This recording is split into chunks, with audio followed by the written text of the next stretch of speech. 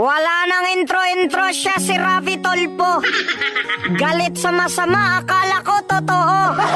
Pero pag nakita niya si Liza, takot din pala to. Hoy, di ba ikaw ang aming pambato?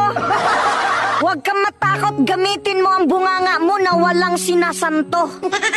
Akala ko ba tagapagtanggol ka ng mga Pilipino? Bakit ngayon hindi ko na alam kung ikaw ay napaano? Tila nananahimik ka, takot ka mabawasan ang supporters mo, no? Alam mo, sir, hindi na mabilang ang kanilang pagkakamali. Bakit hindi ka man lang nagsasalita? Totoo ba na ikaw ay makapili?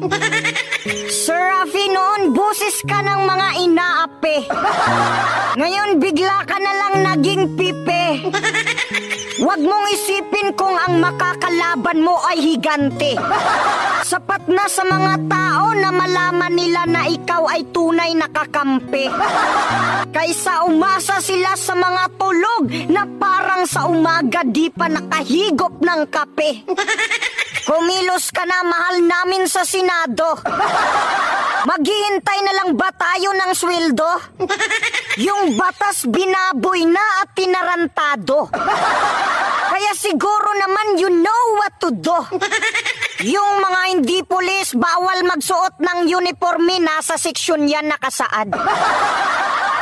Kapag simpleng mamamayan ang gumawa niyan, kulong kaagad. Tapos kapag pulis, okay lang na lumabag. Wow, ang galing nyo, wala kayong katulad. Mga sir, hindi ko sinasabi na pagdating sa batas kayo ay magpapiling inyo. Pero sa dinami-dami ninyo, wala man lang ni isang nagtatanong sa inyo. Tingnan ninyo yung bayan natin ngayon, sobrang mahal na ng mga presyo. Dahil yan sa mataas na tax revenue. Kaya dapat bawasan ang buwis at bawasan ang inyong sweldo. Kasi wala naman kayong mga silbi, yung politika ginagawa nyo na lang negosyo.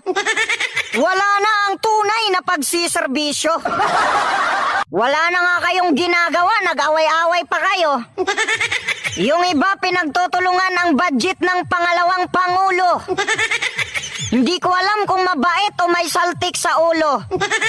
Kunting budget ni BP, panay kayo reklamo. Pero mabait naman kayo sa inyong amo.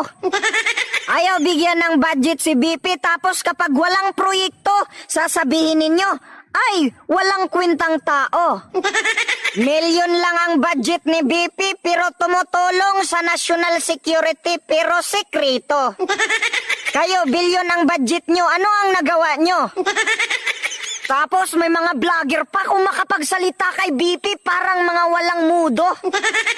Sobrang sakit magsalita, para ka talagang tinamaan ng judo. Nanghuhusga kahit hindi sigurado. Kayong mga vlogger kayo, pag ako ang sumampal sa inyo, lahat kayo dismayado. Shiminit, sino ang tunay na pusit? Pagtingin mo sa panlabas, parang napakalinis.